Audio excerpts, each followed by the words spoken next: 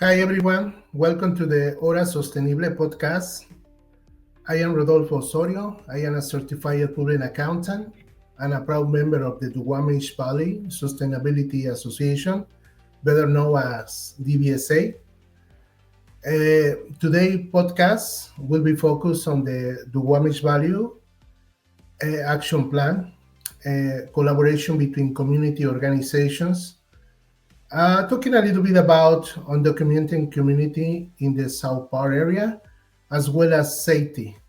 Before we start, I want to thank everyone that makes this possible. The incredible DVSA team, Amigos de Seattle, and the great organizations around South Park that work every day for a better future in the community.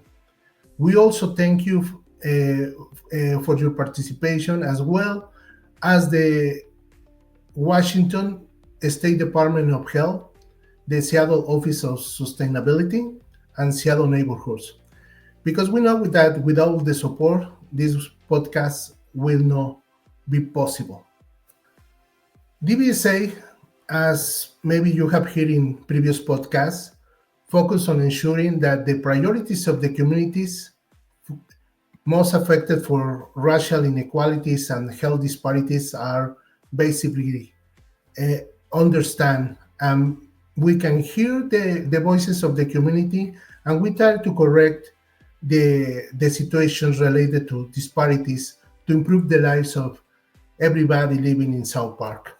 To do that, we structure a methodology for community engagement in South Park, which is based on the Duwamish Value Action Plan that is focused on 9 different areas. Our pilot program was based on transportation and healthy environment. And the goal is to ensure that all community members, particularly vulnerable populations, are actively involved in decision-making process. Why? Because everybody has the right to have their voice heard. First of all, I wanted to introduce some of our guests. Uh, Without the support and the knowledge of all these people that is working through the different organizations, nothing could be possible in South Park. And today I will want that Joseph Santana introduce himself, giving a brief description of his background and the activities that he's doing right now. Yeah, Joseph, sure. go ahead. Yeah, thank you so much for the introduction. And yeah, I'm actually from the Seattle area. Grew up between Renton, Federal Way, Tacoma, um, and I some of my background has to do with asthma and in children and different disadvantaged communities. Worked in New York City in asthma studies in Puerto Rico and San Juan as well, um, and a lot of other community-facing projects throughout, I guess, the states and outside of the states as well. Currently, my work has to do with managing a a community-based participatory research study with University of Washington, where we're looking at how asthma can be improved through air purifiers and how indoor air quality can also be improved through air purifiers, while also managing a network of air monitors throughout the Duwamish Valley. So that's kind of the work I do right now. So Excellent, Joseph. Thank you for this great introduction, and we are happy to have you.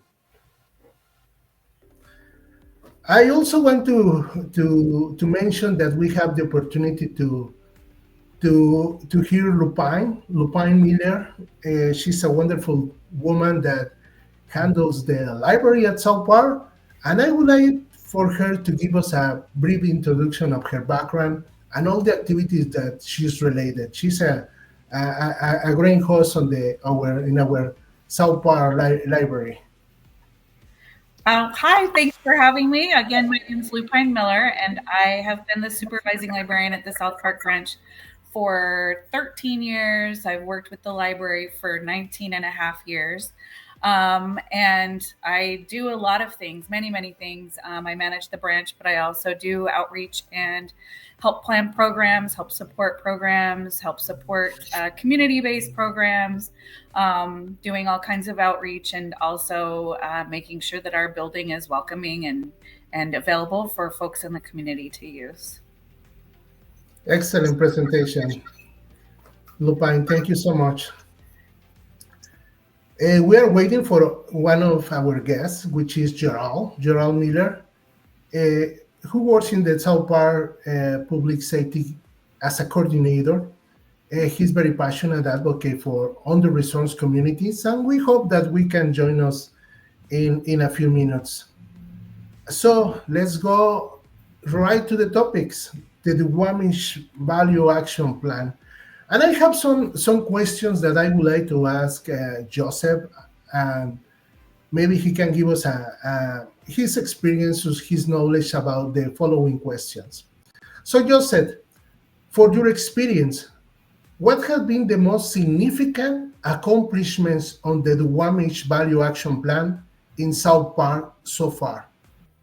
Yeah, so one of the biggest things that Duwamish Valley faces, as you've already mentioned, is lack of support from municipalities and lack of coordination between organizations. The Duwamish Valley Action Plan aims to not just give us a space to voice our concerns and talk about some of the ongoing challenges that we have, but I think really formalizes them. And I think it makes capacity here in the Duwamish Valley much easier for people that live here and experience some environmental inequities, that support to do so, to build that capacity.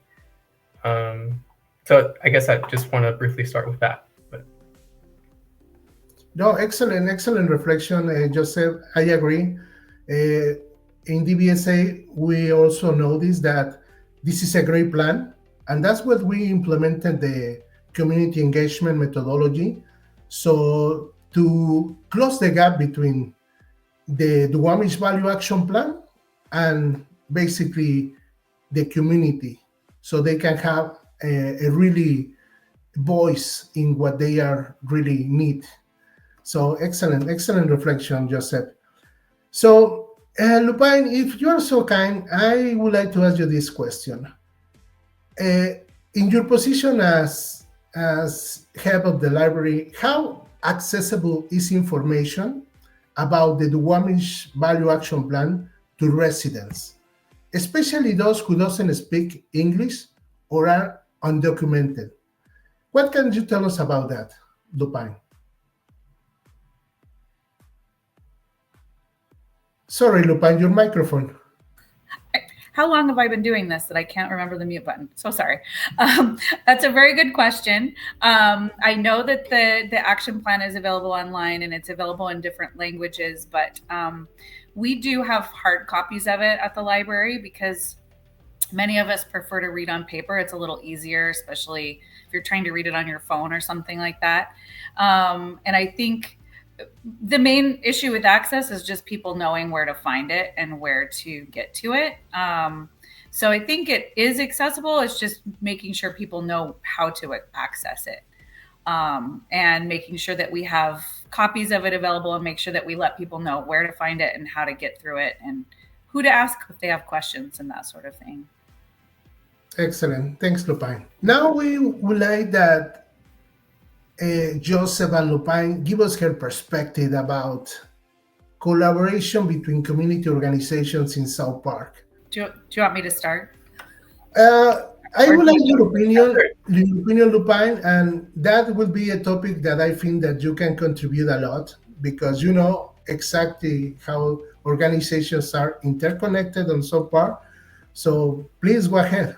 Okay. Well, I was going to say it's changed a lot over the years. So I've been working in South Park for 12 years. And when I started here, there was a lot of different little organizations, you know, working sort of separately, and including the library. And I think over the years, we've really started to really interconnect and figure out which organizations can support the other ones. Like, we all have our strengths, we all have our resources, and how do we share those resources and support the strengths of another, provide our strengths to support the strengths of another organization. And I've just seen over the years how much better and more connected these organizations are, knowing, like, if a situation comes up here that I notice an issue or a need that comes up here, that I start thinking about who in the community can help support those needs. And so just sort of being there's lots more communication, and there's lots more, you're just knowing what all the other organizations are doing and what their focuses are, so that we can then kind of say, like, well, I see you're doing this program, here's how the library can support that. Like, we don't have to do everything, but we can support and make your strengths stronger, that kind of thing. So we do a lot of that with just, having that information out there and really sharing that information in between organizations. Thank you so much, Lupine. This is great information. So, Joseph, how would you describe the current relationship between the different community organizations working in South Park? What is your description about them?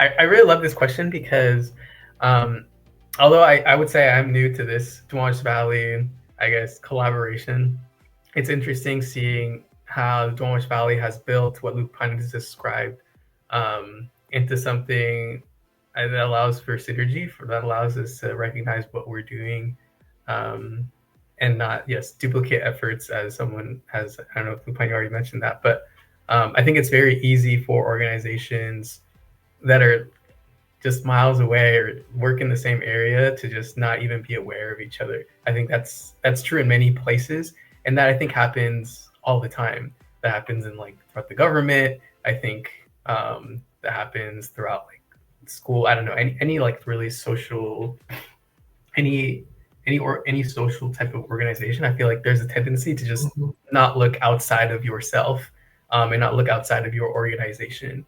And I think that leads to a lot of issues, which is why things like, I don't know, things like, I'm thinking of the HEAL Act, how it asks all Washington department agencies to work towards environmental justice. So having that shared vision then allows people to work together at least a little bit more, which usually doesn't happen. So coming, I guess, new to this and seeing how collaboration between organizations in the Duwamish Valley is happening now is very interesting to me. Things like the community capacity meeting, for example, that happens once a month for organizations throughout South Park, throughout the Duwamish Valley.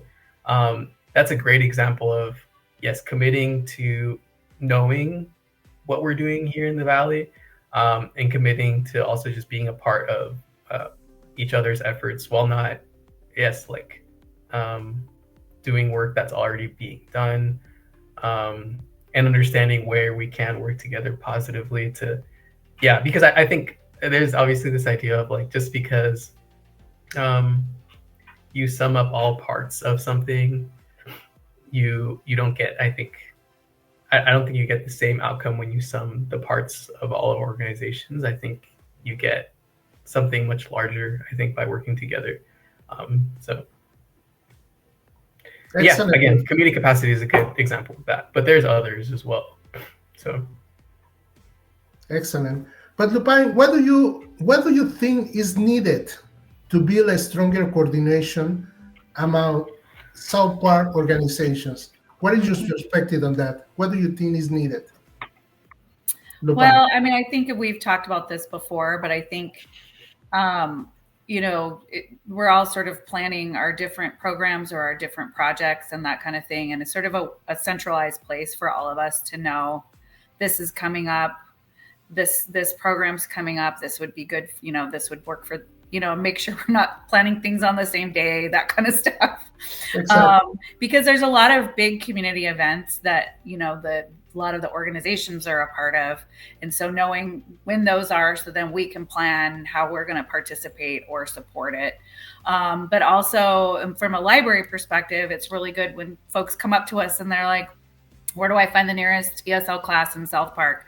If we had like a sort of centralized place where all the organizations could kind of feed their programs into, that we could just look at a calendar and see that. Seems like it's possible, but also it will require a lot of coordination to do that. But that's one of the things that I think would be super helpful for all of us, to just be able to look at something and say, great, yes. Joseph's planning this on Tuesday the 26th, so we're going to figure this out a different day, or that kind of thing. So Excellent. And that's also something that we have been noticed. There is some great efforts to collaborate between organizations, but there is always some barriers for this kind of engagement, collaboration, that could be different things: the language, the kind of the structure of the different organizations. But something for sure is that South Park is a resilient community. Organizations are really strong and very dedicated, that wanted to do their best efforts to have a better outcome for this, and to eliminate barriers that little by little have been getting in the way, and now the communication is much better. So thank you so much for these reflections. Well, we have been talking about different opportunities for integration, and in your perspective, Joseph and Lupine, what are for your perspective the examples of successful collaboration? You can provide this answer, like maybe giving us an example of an experience that you have collaborated with an organization, maybe the library, or maybe DRCC working together with another organization and having a great success. So can you give me some examples of great collaboration in between organizations that you were participated? Joseph? Okay. Go ahead. Yeah, I could start, but I think that, this is, one thing that I guess I've been working on that's been, probably the main aims I guess I have throughout this position I'm in at, and this is the this community air monitoring campaign, where we've decided to set up air monitors in different places. So easiest example, because of, again, this, we know several different organizations throughout South Park. We're able to reach out and see, okay, could you help us with hosting an air monitor? It was really easy to connect with you, Lupine, for that. Although we weren't able, we went on and placed it on the Seattle City Light Pole, but it was very easy to connect with you for that process. And I could see it being very difficult to do that if, that relationship and trust wasn't there beforehand. I think it goes to show like how I'm kind of, again, I would say somewhat new to this Duwamish Valley, I guess, nonprofit org world, but it was still easy for me to communicate with you, Lupine, because our organizations, DRCC, is already known you, and you've known DRCC. So that's one, I think, just very clear example. So we've been able to work with like other organizations like the Mini Mart, like Equinox, to set up other different devices for air quality surveillance. And again, because of that trust, and some of that relationship building that's occurred already for years past. And then also, I think maybe another example of this would be, although I think some of the work, this has been limited, but learning a little bit from DVSA and some of the air monitoring engagement they've done this past year. So spoken with some people from DVSA that help manage some of that air quality monitoring engagement, and so receiving just like reports and work that's completed there, and like I guess challenges and summaries of the work that was done is helpful for me as I'm managing this project here too. That's another thing. And maybe I guess I wanted to maybe go over some of these questions. What's needed for stronger coordination? Yeah, I think a lot of communication, a lot of trust, and also like recognition of when mistakes were made. I'm thinking of the second part of my work where we're doing this intervention for families with asthma here, and so we are recruiting families that have asthma, so we can do like home assessments and such. Unfortunately, collaborators outside of the Duwamish Valley kind of worked separately to work with two separate organizations for this project.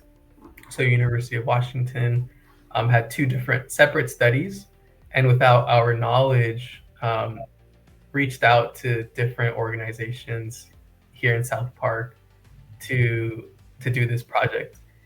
And so one of our organizations was not aware, like our organization, the other organization was not aware that, oh, like we're doing the same work, but we just didn't know that in the same area. And so that conversation happened maybe like once funding was already provided to I guess both the local organizations, and some of the work had already started. And it was later that we kind of found out on our own that it's like, oh, we're doing the same things. Like, how can we make sure we're not like stepping on each other's toes, or like, making this harder for you, making it harder for us.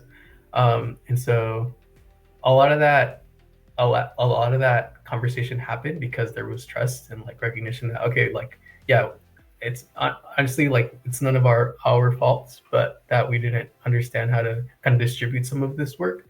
But now that we do know, we're able to understand, okay, how are we going to work together to meet our outcome? So I think that's also like recognizing that it's easy to have this scarcity mindset, this mindset that it's like we can't do the same thing because it's like there's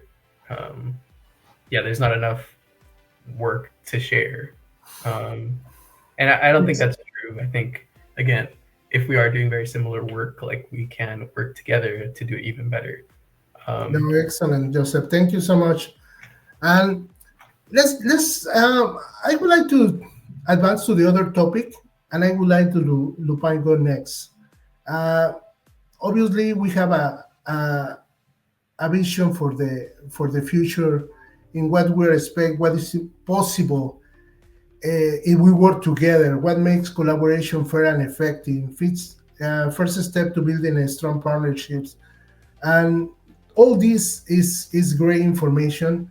And I think that I would like to ask Lupine her point of view about these topics in a kind of a brief but very to the point point of view. What do you think about that, Lupine?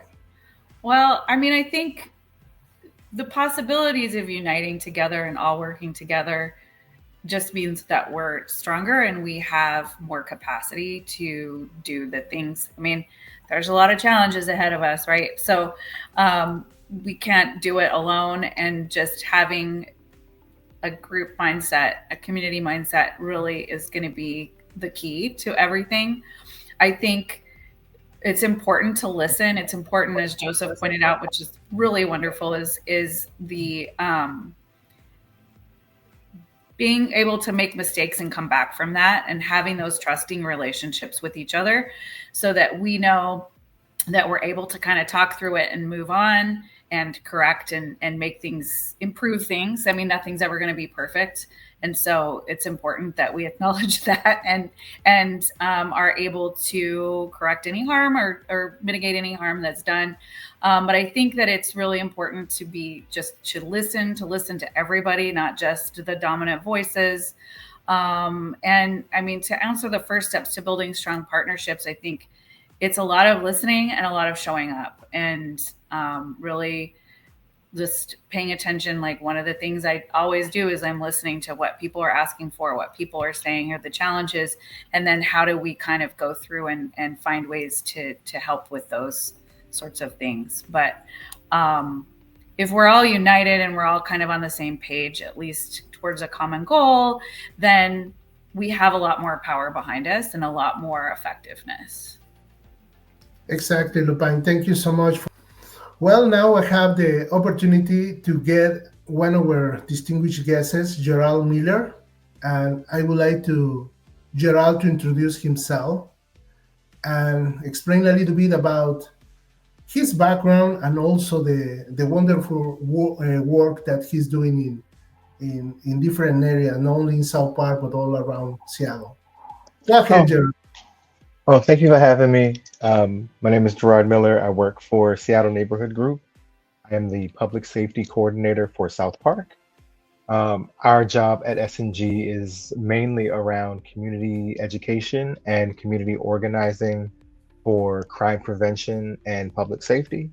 A big part of that is connecting the dots as far as connecting South Park residents with local business owners, with city, county, and state government, and making sure that those government forces are listening to the people on the ground, and that we get as many quality resources into South Park as we need to. The basic model that we work off of is called CEPTED. It's crime prevention through environmental design, which is really based in the way that the look and feel of a given space, be it a park, a block on a street, a school, a hospital, anything like that, can feel more or less safe just by changing things like lighting, signage, landscaping, it being clean and maintained. But most importantly, and again, I return to this idea that they call community activation, because we can have as many, what do they call, amenities as we want in the neighborhood that are built. But if they are not maintained, and then if people are not out there using them, then it goes to waste. And then people that we don't necessarily want hanging around our neighborhood, people that we don't necessarily want, hanging around our parks at night, feel welcome to use up that space. So my main job in South Park is engaging. So I help. We just had Lupine on. Lupine is a great partner in this work of bringing community out, offering them resources, providing information, having a safe place to get to know your neighbor and build to work on solutions to the problems that we have at hand in South Park. Thank you, Gerald. Excellent. I think that now we are entering into the undocumented community in South Park, and I think that you can answer the first question. We will try to be direct in the reply to the answer and short as possible. But I really would like to know about in South Park. Is home of many immigrant families.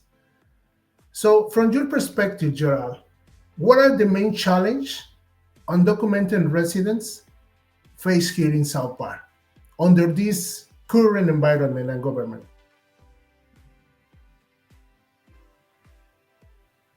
Sorry, Gerald, your microphone. Sorry, it was hard enough before, and with this administration, it's only getting worse. But I'd say a lot of those main challenges are a lack of information.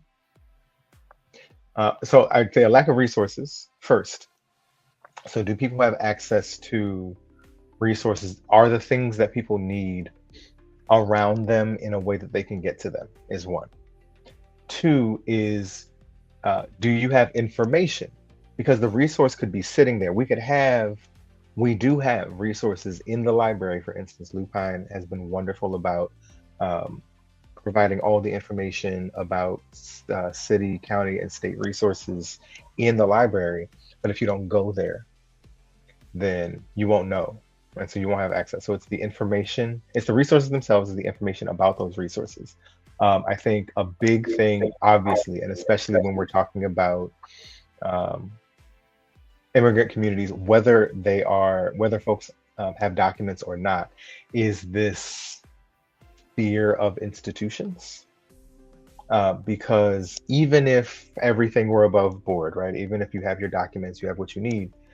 If you come from a place that has gone through civil war, you come from a place that has gone through dictatorship, you come through a place who has done martial law, the idea of giving your information to, putting your name on a list, giving your information to government is very scary. So I think whether there are resources or not, whether people know about resources, and then that sort of institutional barrier, and then just community. Like, do folks have people that they can call on? Do they have people in the community that they can depend on? Anything from borrowing that cup of sugar to having somebody pick up their kids from school. Excellent. Thank you, Gerald. So, Lupine, I'm very interested in this question for you. From your perspective and your position, what kind of support do community organizations provide to undocumented residents? And you are very knowledgeable about that from your perspective and your position, I know. So that's why I asked you this question. Yeah, I mean,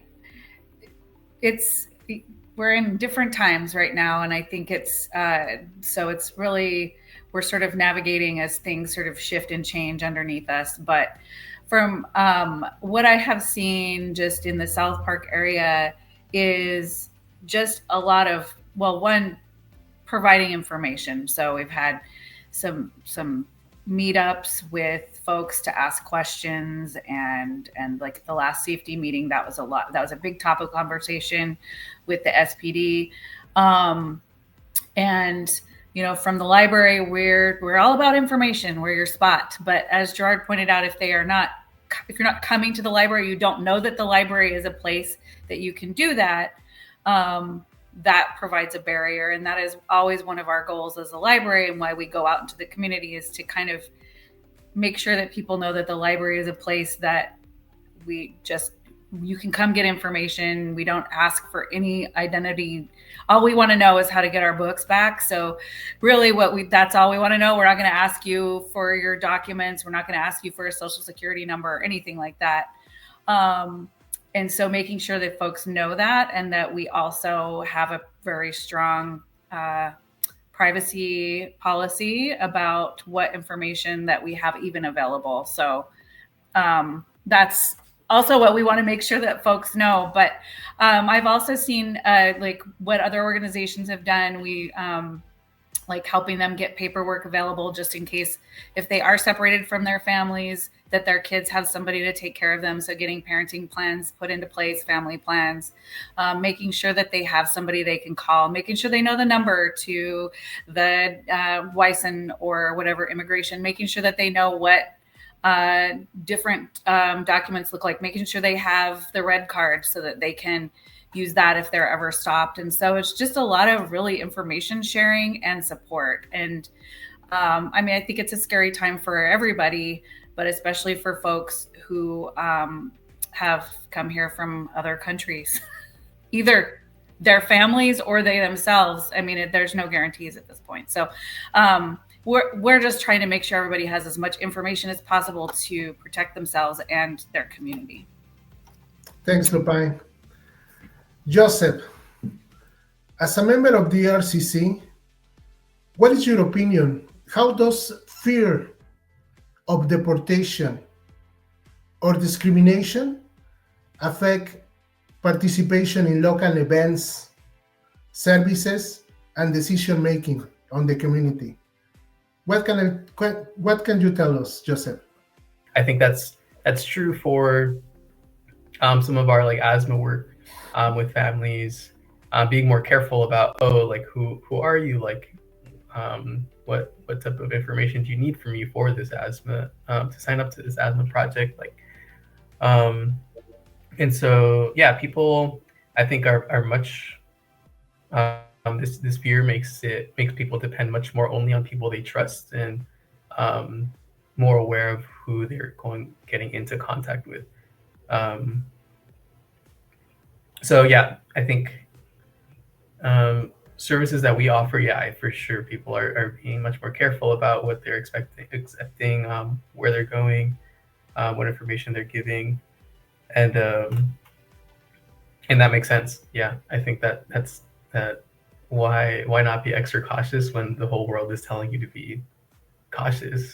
When everyone's telling you can't trust them. So I think that somewhat answers the question a little bit. I think we've No, you answered mhm. excellent. Okay. No. Thank you so much. Due to the time and basically the limitation that we have, we're just going to go to the our last topic, which is safety in South Park. And this is I think is one of the most interesting topic for the community. And having you guys here, it gives us a perspective of what has been done, what are your vision, your position about this specific situation. So my first question is for Gerald. Uh, from your perspective, Gerald, what are the main safety challenge that South Park is currently facing?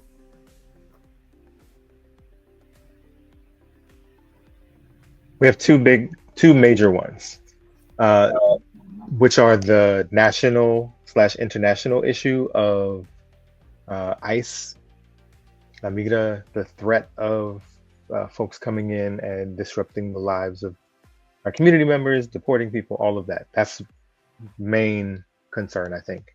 And then also crime. It's gang activity. Unfortunately, South Park is a place that gets left behind a lot in considerations for the city and the county. And there are a few street gangs who have taken the opportunity to set up shop in that absence, especially while SPD was um, experiencing while they have been experiencing some underfunding and other things. So I think it's the presence of the gangs, and that's anywhere from 3 to 5 organizations vying for control in a given month. Um, and then the pressing sort of international issue of ICE.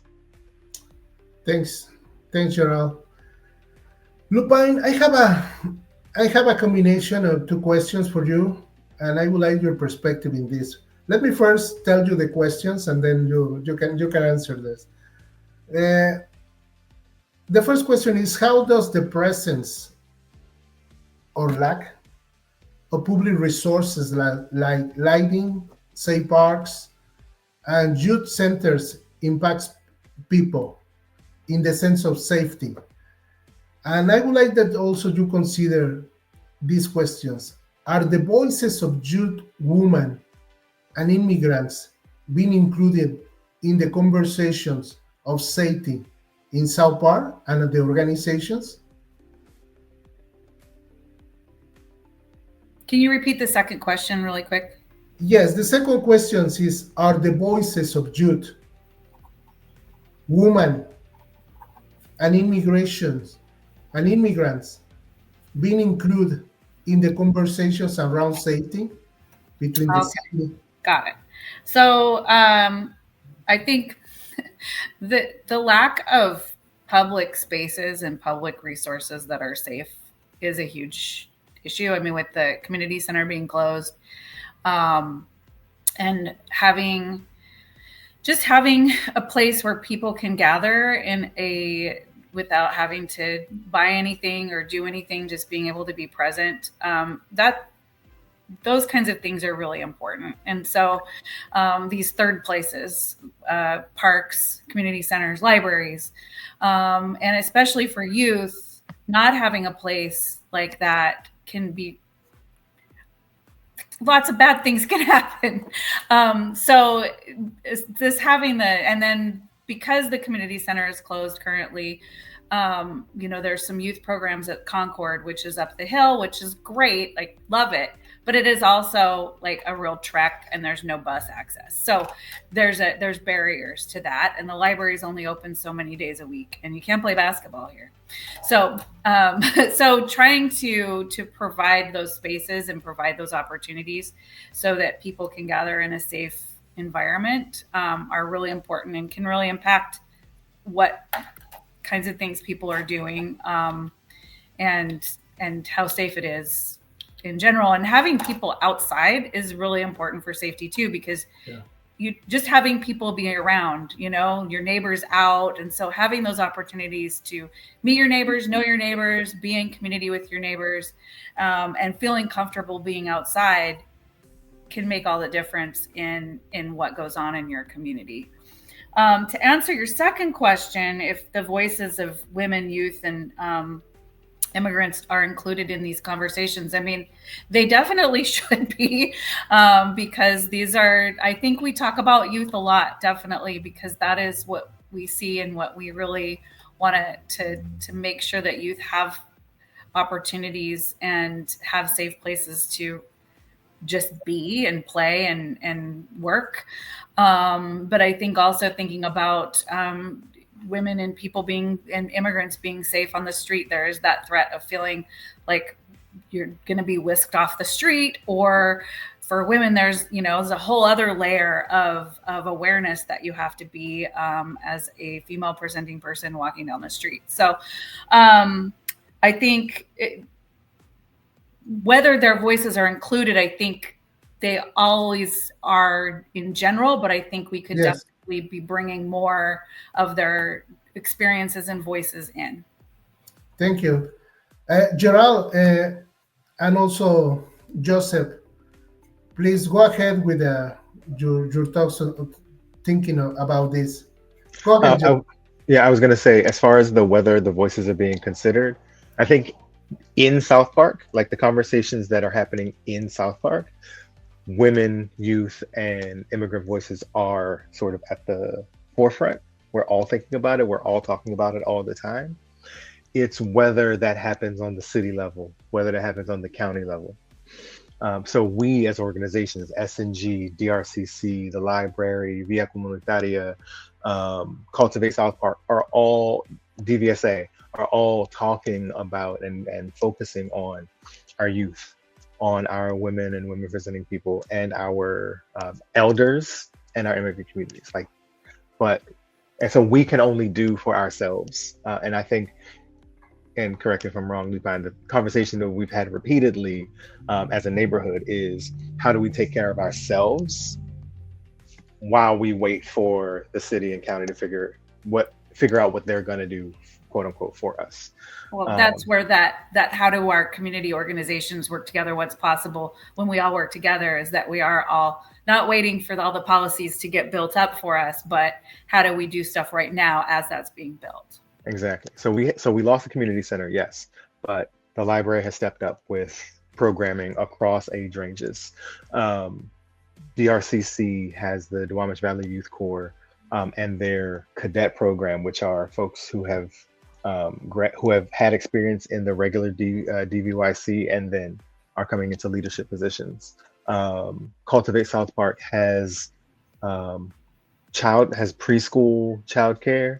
They have after-school programs, and they have a Friday night teen program that they especially ran through the winter to give folks somewhere to be, as well as having their own youth volunteer corps, their youth interns that they use. So South Park said, okay, the city's resource is down.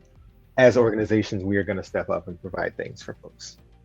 And as SNG, I'm sort of dipping my toes into all of those projects, as well as working with the drug and alcohol prevention unit at Denny Middle School.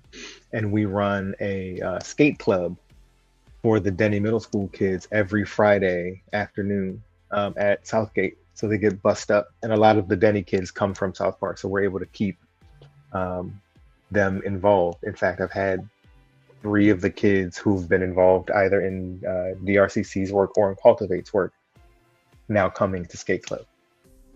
Excellent. Thank you. Thank you so much for this wonderful information. And due to the time, basically, we have to go to the last part.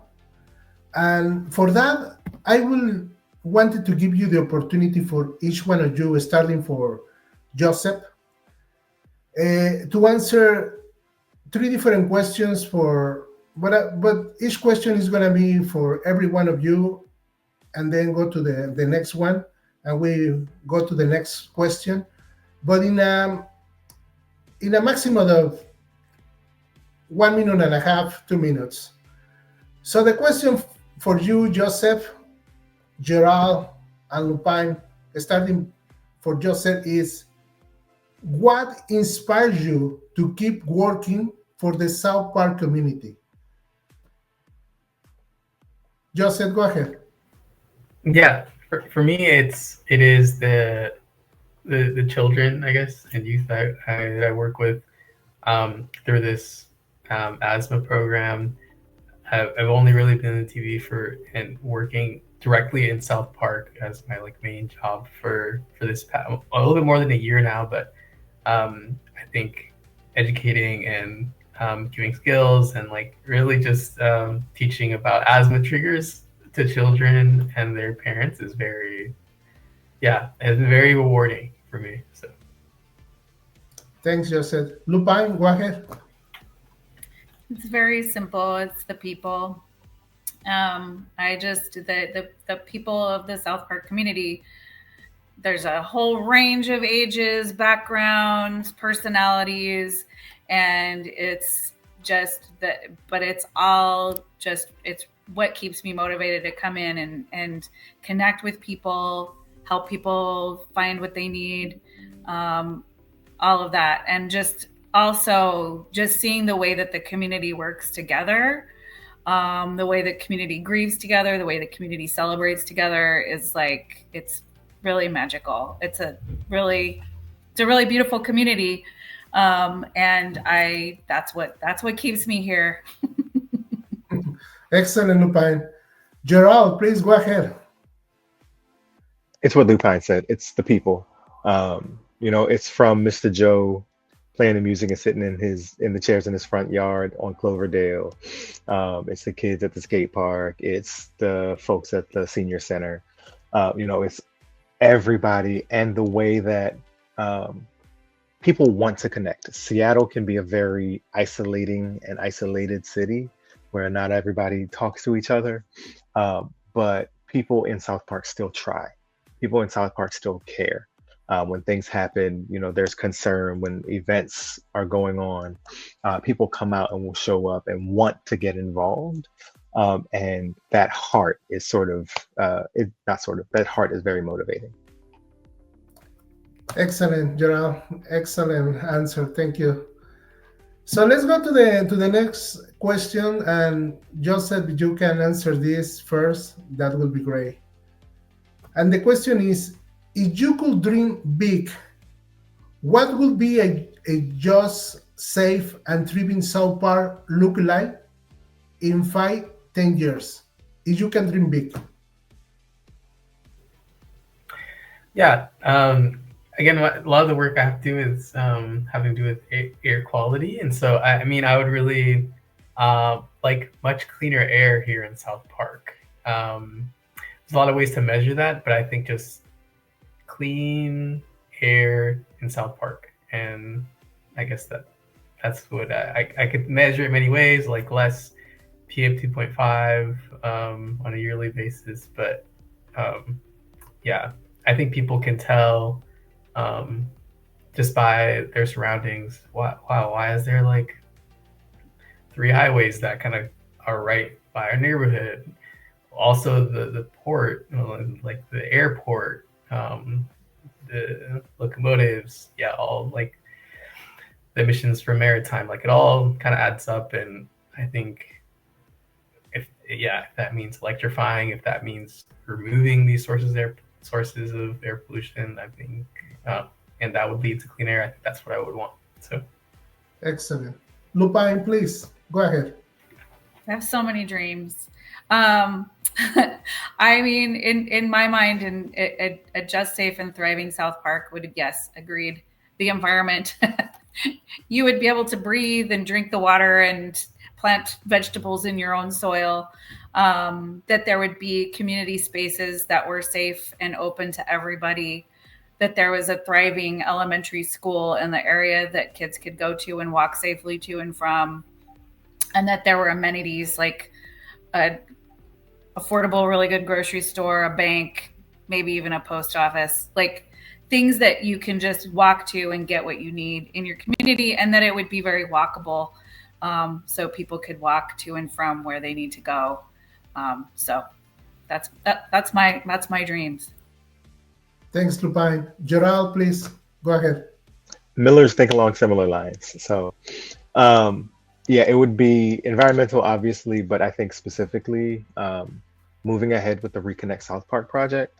So taking out that that span of 99. So literally reconnecting the neighborhood, having that area recommitted to being green space and parkland, maybe some activity fields and things like that for kids, bike and walking paths. It would be for us to have a real retail corridor. So yes, I agree. The grocery store, we don't have one. Like a full service grocery, having places where small business owners from the neighborhood could set up shop outside of our Mercadito, having a place where Mercadito could exist permanently, where we have pop-up markets and things like that. I can see just, safe, and thriving South Park having accessible, affordable housing for the people who live in South Park, not just new development that wants to only attract people from outside. Having healthcare resources, food, nutrition resources, childcare resources brought into the neighborhood on a standing basis, and having the people and the people's voice be given more political power so that the people living in the neighborhood can make decisions for the neighborhood that will help. Thank you. I think that we all agree on all your comments. We also wanted to see a big difference in South Park. Well, not only South Park, in all Seattle, but starting in our community. And I would like to ask you in the same way this final question, starting by Joseph, and in a brief 1 minute each. What final message would you like to share with listeners about the importance of supporting our most vulnerable community? Joseph? Yeah, I mean, I would say similar to the question you asked before, I think giving decision-making power, giving trust, resource sharing to those that are most vulnerable. So if we're looking at South Park, just South Park as a whole, looking at our youth in South Park, how are we empowering these youth programs that exist with Cultivate at DVSA, at DVYC? Yeah, how do we make women in those programs empowered, and others that just, yeah, that need power, like ensuring that we're giving them, again, the resources, the time, patience, and power to make their own decisions and make their community a better one. So, excellent. Lupine, what is your final message you want to share? Well, I feel like if our most vulnerable communities are doing well, we're all doing well. And so we really, if your most vulnerable communities are not doing well, none of us are doing well, no matter how we feel about it. So just being listening, providing the resources that are wanted and needed, and being available and creating that community and safety net for everybody is super important. Thanks, Lupine. Gerald, please go ahead. This might become a t-shirt this summer, I don't know. But it's 3 gets. So get to know your neighbors, get curious about the issues in the neighborhood, whether it's affecting you, someone you know, or just around, get to know the issues and then get involved. There's a lot of organizations, there's a lot of work to be done, there's a lot of neighbors. And so if you can get to know your neighbors, literally the people on your block at least, get a sense of what is going on in the neighborhood, both what's going on wrong and what's going on right, and then get involved and be a part of the solution. I support the t-shirt. Excellent. I really enjoyed this podcast. I really enjoyed all the information. I learned a lot from your comments. Thank you so much for being here.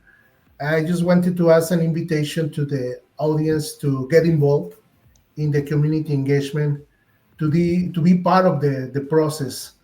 And yes, I mean, it was wonderful to have you. I just wanted to mention that if you really wanted to get more information, you can get the website from the library, from DRCC, Gerald also from your organization, and for DVSA. And thank you so much for being here. Thank you so much for hearing this podcast. And I believe that it was great information for everybody. Thank you so much. Thank you. Thank you.